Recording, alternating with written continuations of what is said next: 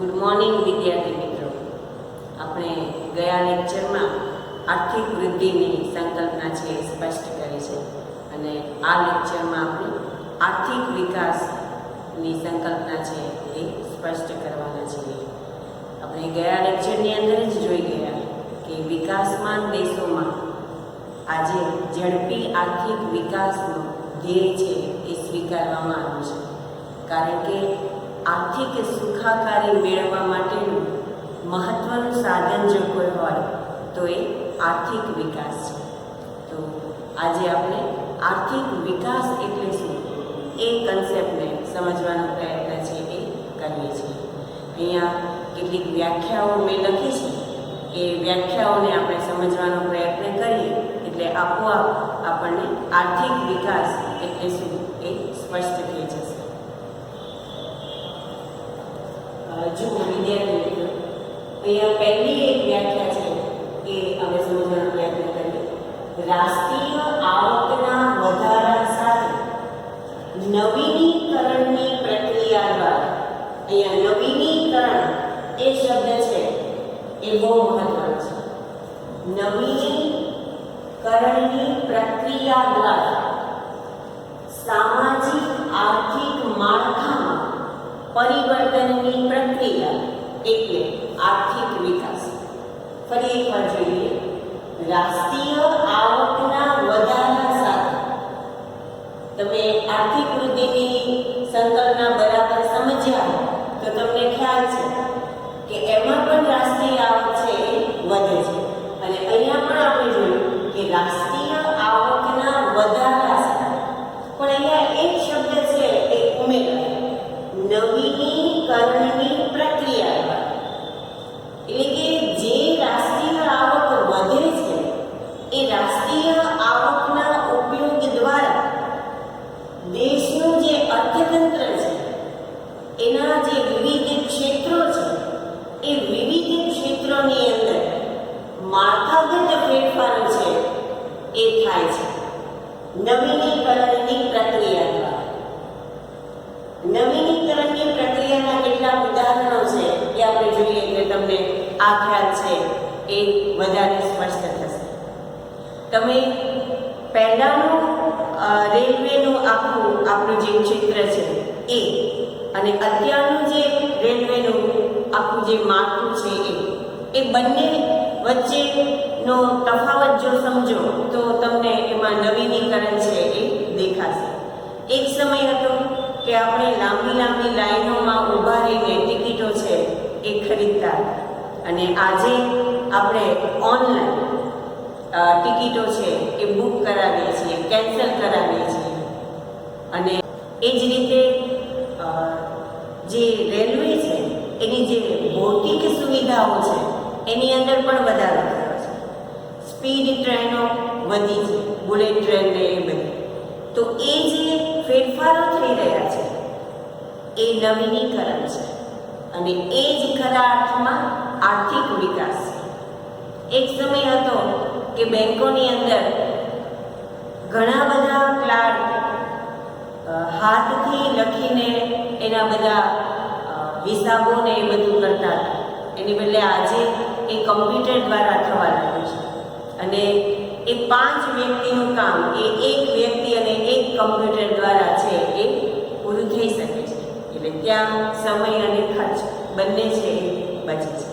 તો આ 2 ઉદાહરણો આપણે લીધા. આવા તો તમે અનેક ઉદાહરણો આપી શકો. આપણે શિક્ષણની જ વાત કરીએ કે અત્યારે આપણે સ્કૂલ બંધ છે છતાં ઓનલાઈન શિક્ષણ, વિડીયો લેક્ચર દ્વારા શિક્ષણ એ બધું થઈ રહ્યું છે, તો એ પણ નવીનીકરણ છે. તો એ નવીનીકરણની પ્રક્રિયા દ્વારા દરેક ક્ષેત્રમાં જે ફેરફારો થાય છે એ ફેરફારો છે એ આર્થિક વિકાસ છે એમ આપણે કહી શકીએ. ટૂંકમાં કહેવું હોય તો આપણે એમ કહી શકીએ કે માત્ર આર્થિક માળખામાં ફેરફાર એટલે આર્થિક વૃદ્ધિ, પણ આર્થિક માળખા સિવાય સામાજિક માળખામાં પણ ફેરફાર થાય.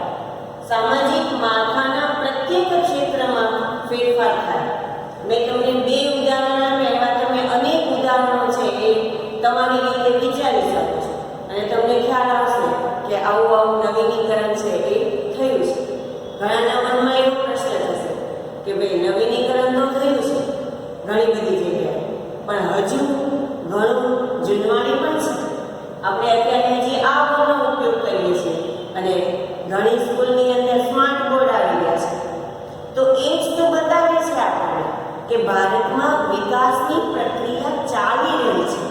એટલે કે ધીમે ધીમે એ નવીનીકરણ, એ ફેરફારો થઈ રહ્યા છે. વિકસિત દેશોની અંદર શું છે તો કે એ જે નવીનીકરણ છે, એ જે ફેરફારો છે એ લગભગ થઈ ચૂક્યા છે. એટલે હવે ત્યાં ફક્ત એનું મેન્ટેનન્સ, એટલે કે એની જાળવણી પાછળ એ લોકોને આવકનો ખર્ચ છે એ કરવો પડે છે. જ્યારે આપણે જે રાષ્ટ્રીય આવક આવે છે એ રાષ્ટ્રીય આવક છે એ જે તે ક્ષેત્રની અંદર વિકાસ માટે ફાળવવામાં આવે છે. આપણે 11માં બજેટનું ચેપ્ટર જોઈ ગયા છે. તમને ખબર છે કે બજેટની અંદર દર વર્ષે જે તે ક્ષેત્રની અંદર વિકાસ માટેના નાણાં છે એ ફાળવવામાં આવતા હોય છે. એટલે એ વિકાસ માટેના જે નાણાં ફાળવવામાં આવે છે એના દ્વારા જે જૂનું માળખું છે એ માળખાને બદલાવવામાં આવે છે, એનું નવીનીકરણ કરવામાં આવે છે. તો એ જે પ્રક્રિયા છે એ આર્થિક વિકાસ છે એમ આપણે કહી શકીએ. પછી છે આર્થિક વિકાસ માત્ર પરિમાણાત્મક ફેરફાર નથી, આવક વધારાની સાથે ગુણાત્મક ફેરફાર પણ થાય છે. આર્થિક વૃદ્ધિ જે છે એમાં આપણે જોઈ ગયા હતા કે એ માત્ર પરિમાણાત્મક ફેરફાર છે, પણ આર્થિક વિકાસ જે છે એ પરિમાણાત્મક પણ છે અને ગુણાત્મક પણ છે. એટલે એનો અર્થ એ થયો કે આર્થિક વિકાસનો ખ્યાલ છે એ વ્યાપક છે. આ વ્યાખ્યાને સમજવા માટે આપણે પરિમાણાત્મક ફેરફાર અને ગુણાત્મક ફેરફાર એ બે શબ્દોને પણ સમજી લઈએ. અર્થતંત્રના વિવિધ ક્ષેત્રોમાં ઉત્પાદનમાં થતો વધારો એટલે પરિમાણાત્મક ફેરફાર. અર્થતંત્રના વિવિધ ક્ષેત્રોમાં ઉત્પાદનમાં થતો વધારો એટલે પરિમાણાત્મક ફેરફાર. એને એક ઉદાહરણ દ્વારા આપણે સમજીએ. કૃષિ ક્ષેત્રનું આપણે ઉદાહરણ લઈએ. 1950-51માં ભારતમાં અનાજનું ઉત્પાદન 51 મેટ્રિક ટન હતું. એ વધીને 2014-15માં 264 મેટ્રિક ટન થયું. તો જથ્થામાં વધારો થયો, અનાજના ઉત્પાદનમાં વધારો થયો. તો એ જે વધારો થયો એ પરિમાણાત્મક ફેરફાર છે. એટલે પરિમાણાત્મક ફેરફાર એટલે જે જથ્થામાં માપી શકાય એવો જે ફેરફાર છે એને આપણે પરિમાણાત્મક ફેરફાર તરીકે ઓળખાવી શકીએ.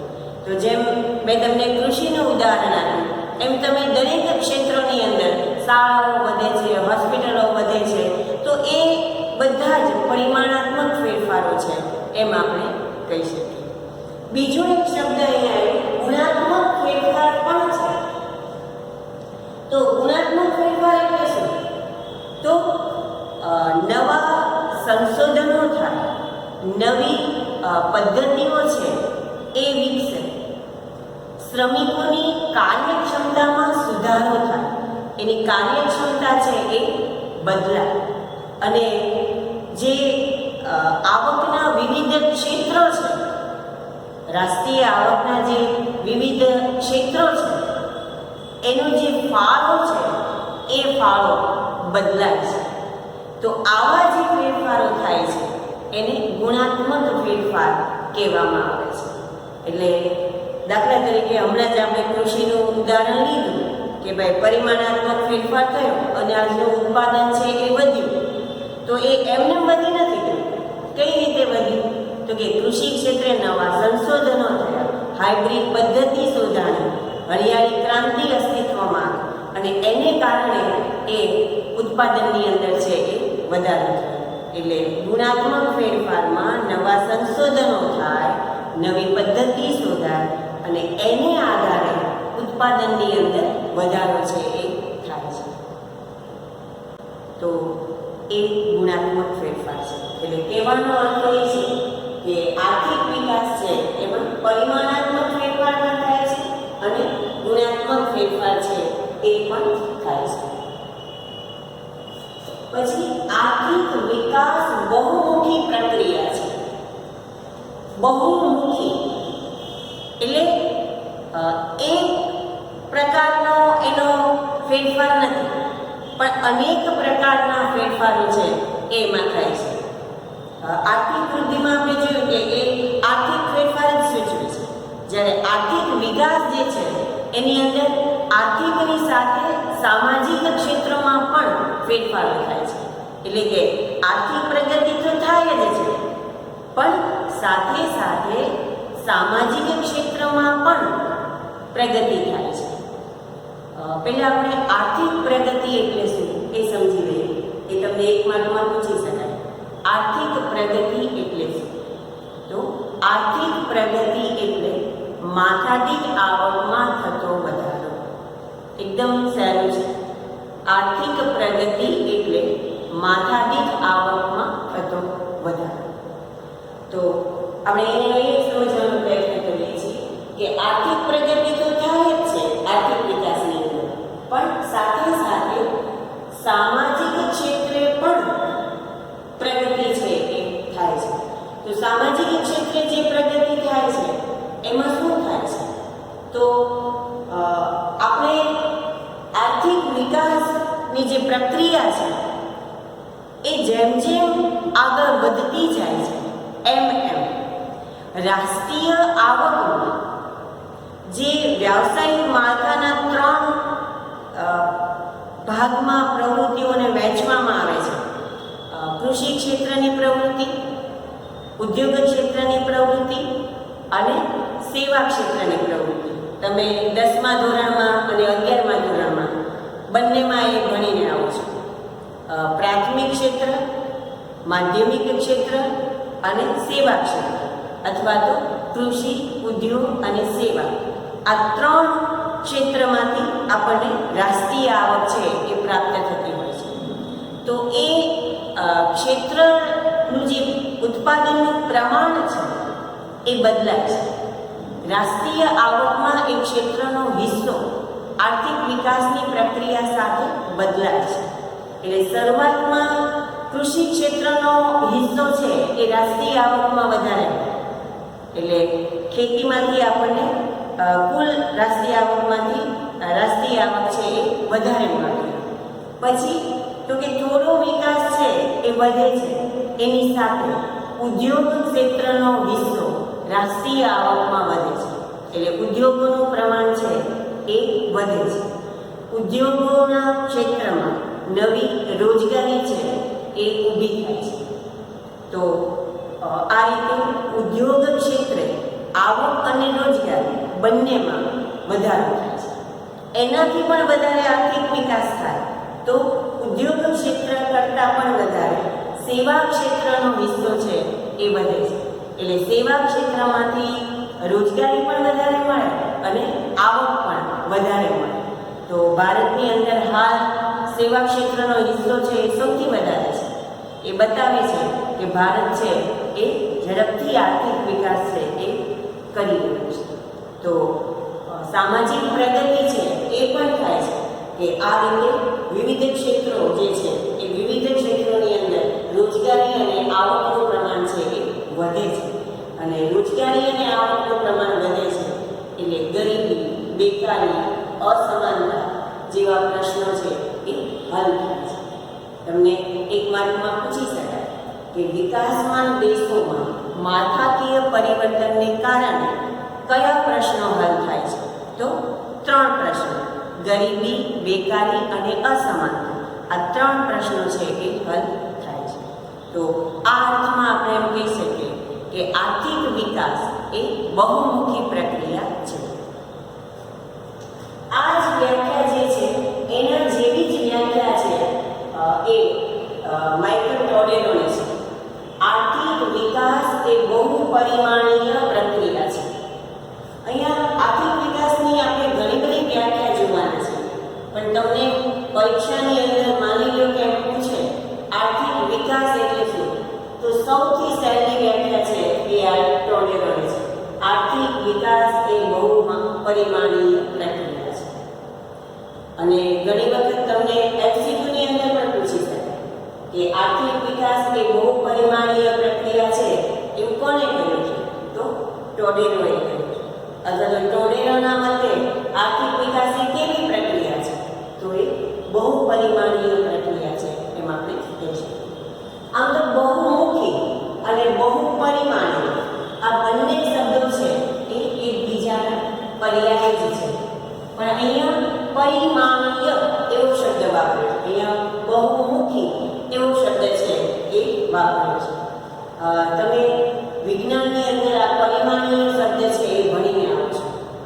તમે ક્યારેય એ હીરો જોયો હોય તો એ હીરાની અંદર 3 બાજુઓ એની હોય છે, એને ત્રિપરિમાણીય એવું કહેવામાં આવતું હોય છે. તો અહીંયા બહુપરિમાણીય એટલે જેની બહુ બાજુઓ છે એવું, એટલે એ જ એના કહે છે કે આર્થિક વિકાસ છે એ માત્ર આર્થિક નથી, એ સામાજિક પણ છે. એ સામાજિક છે એટલે એની અંદર શૈક્ષણિક પણ છે, ખેતી ક્ષેત્રે પણ વિકાસ થાય છે, ઉદ્યોગ ક્ષેત્રે પણ વિકાસ થાય છે. તો એ અર્થમાં એ બહુપરિમાણીય પ્રક્રિયા છે. એટલે એ દરેક ક્ષેત્રોમાં નવા ફેરફારો છે એ થાય છે અને એને જ આપણે આર્થિક વિકાસ તરીકે ઓળખાવી શકીએ. પછી અહીંયા મેયરની એક વ્યાખ્યા છે એને આપણે સમજવાનો પ્રયત્ન કરીએ. પરીક્ષામાં પૂછાય તો એ બહુ લાંબી વ્યાખ્યા છે, એટલે તમે મેં કહ્યું એ પ્રમાણે ટોલેરોની વ્યાખ્યા છે એ લખી શકો છો, પણ અહીંયા આપણે સમજી લઈએ ખરા આ વ્યાખ્યા. આર્થિક વિકાસ એવી પ્રક્રિયા છે કે જે હેઠળ ગરીબી રેખા નીચેની વસ્તીમાં વધારો ન થાય, આવકની વહેંચણી વધુ અસમાનતા ધારણ ન કરે, તે શરતોને આધીન રહીને દેશની માથાદીઠ વાસ્તવિક આવકમાં લાંબા સમય સુધી વધારો જન્માવે છે. એટલે મેયરે 2 શરતો મૂકી. કઈ 2 શરતો મૂકી? પહેલી શરત છે એ મૂકી ગરીબી રેખા નીચેની વસ્તીમાં વધારો ન થવો જોઈએ. વિકાસ થઈ રહ્યો છે એવું તમે જો કહેતા હો તો ગરીબી રેખા નીચેની વસ્તીમાં વધારો થવો ન જોઈએ. કેવી વસ્તીમાં વધારો ન થવો જોઈએ? ગરીબી રેખા નીચેની વસ્તીમાં વધારો થવો જોઈએ નહીં. એટલે આપણે એમ કહીએ કે માથાદીઠ આવક વધે છે, રાષ્ટ્રીય આવક વધે છે, પણ સાથે સાથે જો ગરીબી રેખા હેઠળની જે વસ્તી છે એ વધતી જતી હોય તો રાષ્ટ્રીય આવક વધતી હોવા છતાં પણ આર્થિક વિકાસ છે એ થતો નથી. તમને ખબર હશે કે વર્તમાન સમયની અંદર આર્થિક વિકાસ માત્ર રાષ્ટ્રીય આવક અને માથાદીઠ આવકના વધારાને ધ્યાનમાં રાખીને સમજવામાં નથી આવતું. ફક્ત રાષ્ટ્રીય આવક કે માથાદીઠ આવક વધે એટલે આર્થિક વિકાસ થઈ ગયો એવું આપણે કહી શકતા નથી. તમે સામાજિક વિજ્ઞાનમાં આ વસ્તુ ભણીને જ આવો છો તો શું સાથે જોવામાં આવે છે? માનવ વિકાસ આંક. માનવ વિકાસ આંક પણ વધ્યો હોવો જોઈએ. એટલે કે ગરીબી છે એ ઘટી હોવી જોઈએ, લોકોનું જીવન ધોરણ છે એ સુધર્યું હોવું જોઈએ, અપેક્ષિત આયુષ્ય છે એ વધ્યું હોવું જોઈએ. એટલે માનવ વિકાસ આંક છે એને પણ ધ્યાનમાં લેવામાં આવે છે. એટલે મેયરને આ જ બાબતનું સૂચન કરે છે કે માત્ર દેશની આવક વધી જાય કે દેશની માથાદીઠ આવક વધી જાય એને કારણે આર્થિક વિકાસ થઈ ગયો છે એવું કહી શકાય નહીં. દેશની દરેક વસ્તી જે છે એ વસ્તીની માથાદીઠ આવક વધે એ બહુ જરૂરી છે. આપણે જ્યારે એમ કહીએ છીએ કે માથાદીઠ આવક વધે તો આપણે બધાને ખબર છે કે દેશની દરેક વ્યક્તિની આવક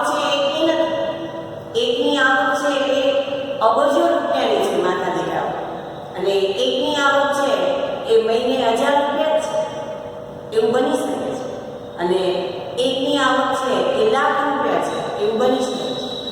એટલે માત્ર માથાદીઠ આવક વધી જવાથી આર્થિક વિકાસ થઈ જાય છે એવું નથી, પણ દેશની તમામ પ્રજાને પ્રાથમિક સુખ સુવિધાઓ છે એ પ્રાપ્ત થાય ત્યારે જ આપણે આર્થિક વિકાસ થઈ રહ્યો છે એવું કહી શકીએ.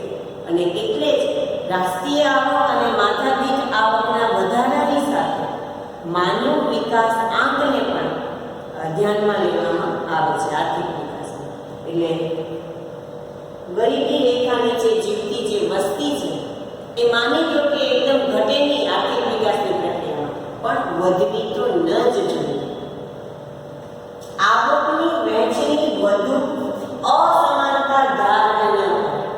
એટલે જ્યારે દેશની રાષ્ટ્રીય આવક છે એ વધતી હોય ત્યારે આપણે જોઈએ છીએ કે મોટે ભાગે 1 કે 2% જે શ્રીમંત વ્યક્તિઓ છે એના હિસ્સામાં આવકનો ખૂબ બધો હિસ્સો છે એ આવી જતો હોય છે, અને નીચેના જે 7 થી 8% લોકો કે એનાથી વધારે કે જે ગરીબી રેખામાં જીવે છે એવા લોકોના ભાગે બિલકુલ ઓછી આવક, નહિવત આવક છે એ હિસ્સામાં આવતી હોય છે. તો આ જો અસમાનતા વધતી જાય, રાષ્ટ્રીય આવક વધે એની સાથે, તો રાષ્ટ્રીય આવક વધતી હોવા છતાં એ આર્થિક વિકાસ નથી.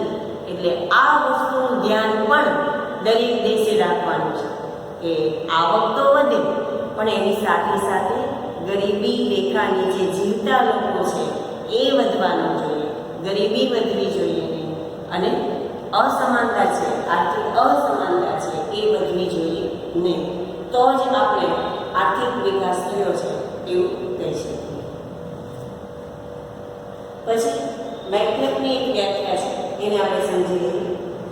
વસ્તી સ્થિર હોય કે સતત વધતી હોય, પરંતુ ઉત્પાદનના સાધનો તથા ઉત્પાદનની રીતમાં ફેરફાર જન્માવતી એવી પ્રક્રિયા છે જેને લીધે માથાદીઠ આવકમાં સતત વધારો થતો હોય અને લોકોનું જીવન ધોરણ ઊંચું જતું હોય તો દેશનો આર્થિક વિકાસ થઈ રહ્યો છે તેમ કહેવાય. વ્યાખ્યા થોડી મોટી છે પણ બહુ વ્યવસ્થિત રીતે એને આર્થિક વિકાસનો ખ્યાલ છે એ આની અંદર સમજાવી રહ્યો છે. જુઓ, વસ્તી સ્થિર હોય કે સતત વધતી હોય, આપણા દેશની વસ્તી છે એ સતત વધી રહી છે આપણે ખબર છે, પરંતુ ઉત્પાદનના સાધનો તથા ઉત્પાદનની રીતમાં ફેરફાર જન્માવે. આર્થિક વૃદ્ધિનો કન્સેપ્ટ મેં તમને સમજાવ્યો ત્યારે તમને મેં કહ્યું કે રાષ્ટ્રીય આવકની અંદર વધારો થઈ રહ્યો છે અથવા તો વસ્તુ કે સેવાના ઉત્પાદનમાં વધારો થઈ રહ્યો છે, એની માટે કઈ બાબત જવાબદાર છે? તો ત્યારે તમને મેં કીધું કે ઉત્પાદનના સાધનોનો પુરવઠો અને એની ગુણવત્તામાં થતો વધારો એ એની માટે જવાબદાર છે. તો એ શું કામ થાય છે? તો ઉત્પાદનના સાધનો તથા ઉત્પાદનની રીતમાં ફેરફાર થાય છે. એટલે ઉત્પાદનના જે 4 સાધનો છે, તમને બધાને ખબર છે કયા 4 સાધનો છે? જમીન, મૂડી, શ્રમ અને નિયોજન. એ ઉત્પાદનના જે સાધનો છે એની કાર્યક્ષમતા છે એ બદલાય છે. એ પણ મેં તમને ઉદાહરણ દ્વારા છે એ સમજાવ્યું કે પહેલાંની સરખામણીએ શ્રમિક છે, નિયોજક છે, એ બધા વધુ વૈજ્ઞાનિક અભિગમવાળા અને ટેકનિક સભર બન્યા છે, અને એને કારણે ઓછા સમયમાં ઓછા ખર્ચમાં અદ્યતન ટેકનોલોજી દ્વારા ઉત્પાદન છે એ વધારે કરી શકે છે. તો એ ઉત્પાદનના સાધનો જે છે એની જે કાર્યક્ષમતા વધી છે એ પણ આપણને જોવા મળે છે, અને ઉત્પાદનની રીતમાં ફેરફાર થાય છે. એટલે જે મેં હમણાં જ વાત કરી કે વધુ ટેકનિક સભર બન્યા છે ટેકનોલોજીના ઉપયોગ દ્વારા. તમે વિચારો કે મેડિકલ ક્ષેત્રની અંદર પહેલાં જે પદ્ધતિઓ હતી આજે લેટેસ્ટ પદ્ધતિઓ ઓપરેશનની ને એ બધી આવી ગઈ છે, તો એ ઉત્પાદનની રીતમાં ફેરફાર છે એ સૂચવે છે. ખેતીની અંદર પણ જે હળથી ખેતી થતી હતી એની બદલે આજે આપણે જોઈએ છીએ કે ટ્રેક્ટર અને બીજા અનેક સાધનો નવા આવી ગયા છે કે જેના દ્વારા ઝડપી ઉત્પાદન છે એ શક્ય બન્યું છે. હમણાં જ મેં તમને કીધું એ પ્રમાણે કે દરેક ક્ષેત્રની અંદર કોમ્પ્યુટરનો ઉપયોગ છે એ થઈ રહ્યો છે, એટલે બધા જે કામો છે એ ઝડપથી થઈ રહ્યા છે. તો એ ઉત્પાદનની રીતમાં ફેરફાર જન્માવ્યો. તો આ ઉત્પાદનની રીતમાં ફેરફાર થઈ રહ્યો છે એ આપણે અનુભવી રહ્યા છે. અલબત્ત હજી વિદેશમાં વિકસિત દેશોમાં એ ફેરફાર જેટલો સફળતાપૂર્વક અમલમાં છે એટલો આપણે ત્યાં નથી, પણ છતાંય એ દિશામાં પ્રયત્નો ચાલી રહ્યા છે. અને એકદમ તો ખૂબ સારા ફેરફારો છે આવી નહીં છે. એડજસ્ટમેન્ટ સાથે એ ફેરફારો છે એ વધુ સારા બનતા જશે. દાખલા તરીકે અત્યારે આ સ્થિતિની અંદર ગુજરાત યુનિવર્સિટીએ એક ઓનલાઈન એક્ઝામ લેવાનું નક્કી કર્યું અને એની અંદર જોવા મળ્યું કે એનું સર્વર એટલું ડાઉન રહ્યું કે વિદ્યાર્થીઓ છે એની સાથે કનેક્ટ ન થઈ શકે. તો એ નિષ્ફળતા છે, પણ હજી આપણી શરૂઆત છે, વિકાસની શરૂઆત છે, ફેરફારની શરૂઆત છે. એટલે ધીમે ધીમે એ ફેરફારો છે એ વધુ અસરકારક છે એ બનતા જશે. તો એ જે ફેરફારો થાય છે એ ફેરફારો જન્માવતી પ્રક્રિયા એ આર્થિક વિકાસ છે અને એને લીધે માથાદીઠ આવકમાં સતત વધારો થતો હોય છે. એટલે ઉત્પાદનનું પ્રમાણ છે એ વધે છે. મેં હમણાં તમને કૃષિ ક્ષેત્રનું પણ ઉદાહરણ આપ્યું કે નવી પદ્ધતિ, નવા સંશોધનોને કારણે ઉત્પાદન છે એ વધી રહ્યું છે અને ઉત્પાદન વધે છે અને માથાદીઠ આવક છે એ વધે છે. તો માથાદીઠ આવકમાં સતત વધારો થતો હોય અને લોકોનું જીવન ધોરણ છે એ ઊંચું જતું. જીવન ધોરણ શબ્દ પણ તમે સમજો છો, પણ છતાં એનો સામાન્ય અર્થ છે એ હું તમને કહું. જીવન ધોરણ એટલે નાગરિકોને પ્રાપ્ત થતી સુવિધાઓ અને એ સુવિધાઓ વધુને વધુ સારા પ્રમાણમાં મળતી રહે એનો અર્થ કે એનું જીવન ધોરણ છે એ ઉપર તરફ જઈ રહ્યું છે. એટલે માની લો કે જેની પાસે સાયકલ છે એટલે સ્કૂટર આવે છે, સ્કૂટર છે એની પાસે હવે કાર આવે છે, બરાબર? એવી જ રીતે માની લો કે જેના ઘરમાં પંખો જ નથી એના ઘરમાં પંખો આવે છે, જેના ઘરમાં પંખો છે એના ઘરમાં કુલર આવે છે, જેના ઘરમાં કુલર છે એના ઘરમાં હવે એસી આવે છે, જેના ઘરમાં એક એસી છે એને સેન્ટ્રલી એસી થાય છે. તો એ સતત સુધારો થઈ રહ્યો છે. શેમાં? સુખ સુવિધાઓ. તો એ જે સુખ સુવિધાઓમાં જે વધારો થઈ રહ્યો છે એ જ જીવન ધોરણ છે એ ઉપર તરફ જઈ રહ્યું છે એ બતાવે છે. તો માથાદીઠ આવકમાં વધારો થાય છે એની સાથે લોકોનું જીવન ધોરણ છે એ ઊંચું જતું હોય છે. તો દેશનો આર્થિક વિકાસ છે એ થઈ રહ્યો છે એમ કહી શકાય. અહીં તમારા મનમાં પ્રશ્ન થતો હશે કે ભાઈ તમે એમ કહો છો કે માથાદીઠ આવક વધે છે, જીવન ધોરણ ઊંચું જઈ રહ્યું છે એટલે દેશમાં આર્થિક વિકાસ છે એ થઈ રહ્યો છે. તો ઘણા બધા લોકો છે એવા છે કે જેને પોતાની પ્રાથમિક જરૂરિયાતો પૂરી નથી થતી, તો એના ઊંચા જીવન ધોરણની વાત ક્યાં કરવાની, એની માથાદીઠ આવકની વાત ક્યાં કરવાની? તો એ વસ્તુ મેં તમને વચ્ચે વચ્ચે જ્યાં જ્યાં એ બાબત આવી ત્યાં તો સમજાવ્યું જ છે. ફરી એક વખત હું તમને કહું છું કે આર્થિક વિકાસ પૂરેપૂરો થઈ ચૂક્યો નથી હજી આપણો, અને એને કારણે ભારતના ઘણા બધા નાગરિકો એવા છે કે જેને હજુ આ ઊંચું જીવન ધોરણ છે એ પ્રાપ્ત થયું નથી. પણ ધીમે ધીમે જેમ જેમ એ વિકાસ વધતો જશે એમ એ લોકોને પણ એ ઊંચું જીવન ધોરણ છે એ પ્રાપ્ત થતું જશે. આપણે વિકસિત દેશોની જો વાત કરીએ તો ત્યાં દેશના પ્રત્યેક નાગરિકને આવું જીવન ધોરણ છે એ ઊંચું પ્રાપ્ત થઈ રહ્યું છે, કારણ કે ત્યાં વિકાસ થઈ ચૂક્યો છે. અને આપણે બધાને પ્રાપ્ત થતું નથી કારણ કે એ હજી વિકાસની પ્રક્રિયા ચાલુ છે. પણ આ ફેરફાર તો થઈ જ રહ્યા છે અને તમે એ અનુભવી રહ્યા છો. એનો અર્થ છે કે આપણા દેશની અંદર પણ આર્થિક વિકાસ છે એ થઈ રહ્યો છે. તો અહીંયા આપણે આર્થિક વિકાસની જે સંકલ્પના છે એ સ્પષ્ટ કરવાનો